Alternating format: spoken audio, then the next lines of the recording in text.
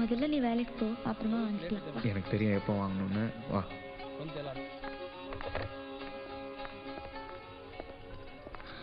எனக்கு தான் ப்ளூ பிடிக்காதுன்னு தெரியும்ல. சரிம்மா, நீயே பாரு.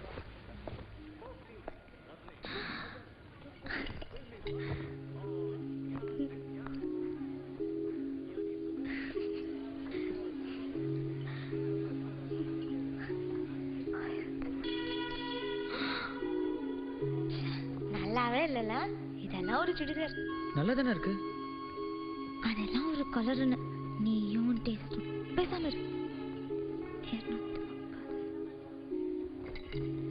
இது நல்லா இருக்குல்ல? அதே எடுத்துக்கலாம்ல. எடுத்து கொடுக்கறதா இருந்தா இதை எடுத்து கொடு, இல்லைன்னா வேணாம். கையில் காசு இல்லாமல் காதலிக்கிறது ரொம்ப கொடுமை சார். ஆனால் என்ன என் ஆந்தி தனக்கு பிடிச்சதையே என் நிலைமையை புரிஞ்சுக்கிட்டு பிடிக்கலான்னு சொல்லிட்டு போகிறேன். ஏழைகளுடைய காதல் முழுக்க இப்படிப்பட்ட சந்தோஷங்கள் நிறைஞ்சிருக்குன்னு அன்னைக்கு நான் கண்டுபிடிச்சேன். என்ன பார்க்குற?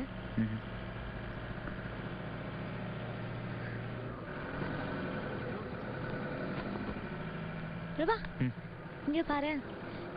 எங்க அப்பா சின்ன வயசுல இதே மாதிரி கோப்டெக்ஸ் பாட வாங்கி கொடுத்தாரு, ஞாபகம் இருக்கா?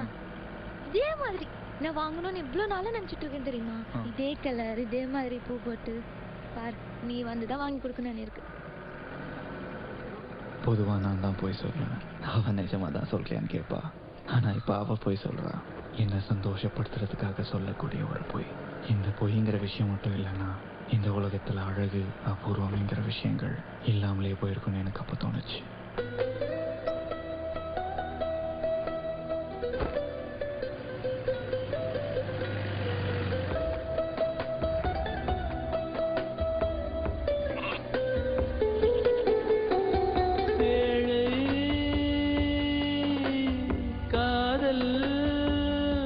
மலைகள் தனில் தோன்றுகின்ற ஒரு நதியாகும், மண்ணில் விழுந்தும் ஒரு காயமின்றி உடையாமல்